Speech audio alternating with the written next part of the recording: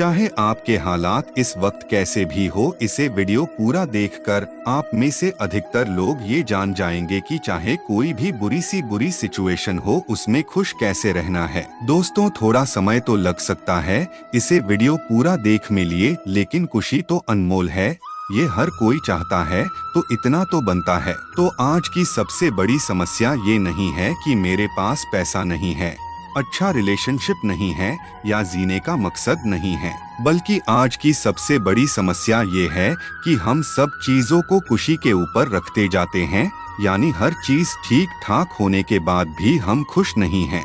आप मेरी बात से सहमत ना हो, लेकिन ये सत्य है कि खुश रहना एक आदत होती है।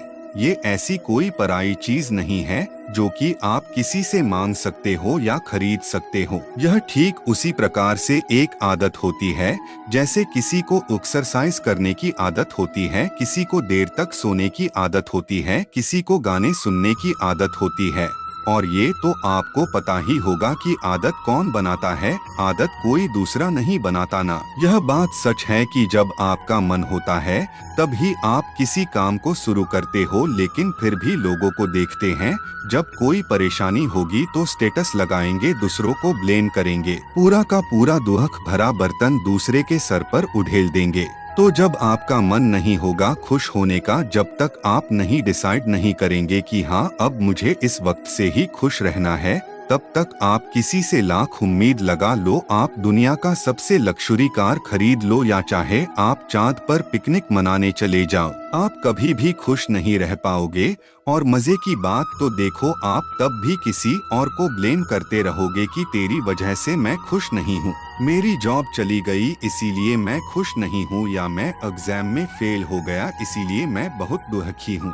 देखो भाई, ये सब जो रीजंस है ना आपके दुखी होने का, वो सब के सब एक्सटर्नल है, यानी कि बाहर के हैं।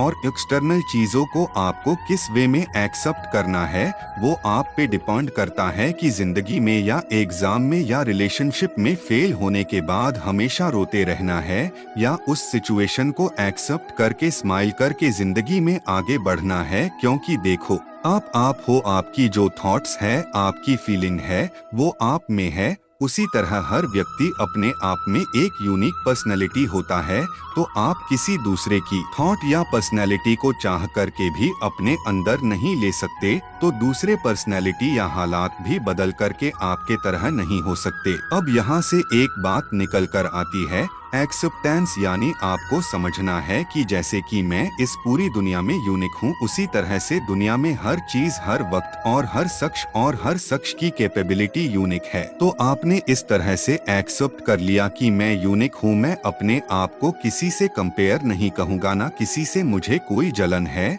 और जब आप अपने आप को किसी और से कंपेयर नहीं करोगे और अपने आप को यूनिक समझोगे, तब आप अपने आप को हार्ट करना बंद कर दोगे और आपका एक्सिस्टेंस इस दुनिया के सामने निकल कर आएगा। अब आप समझ गए होंगे कि यानी मैं एक्सेप्ट किया कि हाँ आज से मुझे खुश रहना है, फिर आपने एक्सेप्ट किया कि मैं यूनिक हूँ और किसी और को मेरे साथ कंपेयर नहीं कर सकता, और तब आपको समझ आएगा कि मेरा भी कुछ एक्सिस्टेंस है और सेल्फ रिस्पेक्ट है। उसके बाद बात आती है कि जब मैं दुनिया में सबसे यूनिक हूँ तो मेरी प्रॉब्लम्स, मेरी जिंदगी की अचीवमेंट दूसरों के जैसे सेम नहीं हो सकती, यानी कि सब इंसान की अलग अलग प्रॉब्लम्स है। यार, साइंस में भी फॉर्मूलों की लिमिटेशन होती है, कुछ ऐसी कंडीशंस है जहां पर जाकर वो फॉर्मूला भी फेल हो जाता है। तो जिंदगी में ना जाने ना कितने इक्वेशंस है, प्रॉब्लम आना बिल्कुल वैलिड है, बिल्कुल बेसिक है। अब आप ये बताओ कि आप किसी यात्रा पर जा रहे हो और आपकी कार पंचर हो गई, तो क्या आप कार को छोड़कर चले जाओगे? नहीं ना, क्योंकि आपको पता है कि अभी ये पंचर है, लेकिन थोड़ी देर में जब मैं इसका पंचर यही किसी आसपास के दुकान से बनवा लूंगा तो गाड़ी ठीक हो जाएगी। यानी कि खराब वक्त आता है और चला जाता है।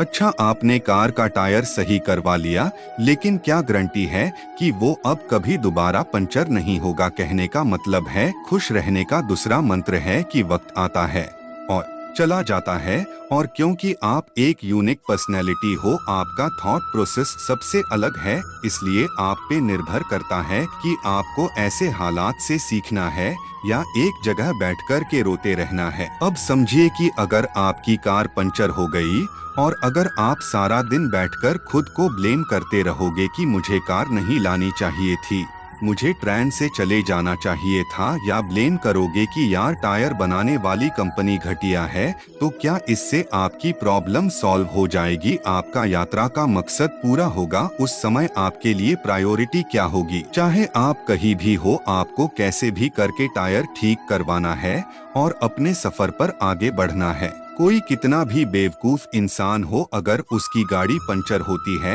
ना, तो सबसे पहले उसका सल्यूशन ढूंढता है। तो यार, ये तो जिंदगी का महान सफर है। तो इसमें आप कैसे खुद पे गिल्टी करके या दूसरों को ब्लेम करके एक जगह पर बैठ सकते हो? क्योंकि आपके साथ जो भी हुआ, आप जिस भी जगह पर आकर अटक गए हो, उसमें कहीं ना कहीं आपका ही डिसीजन था।